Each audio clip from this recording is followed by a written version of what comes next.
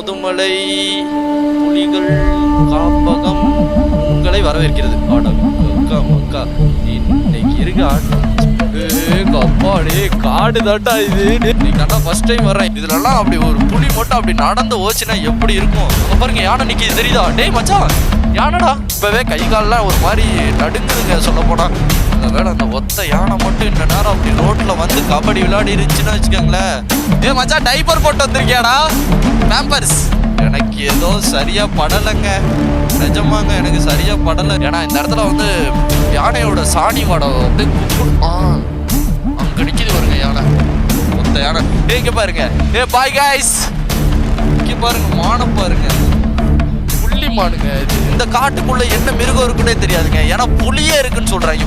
ஐயோ யானையை பார்த்ததுக்கே கழியிறோமே, புலியெல்லாம் பார்த்துருந்தோம்னா இந்த நேரம் புலிசாத வெளியே வந்திருக்குமே.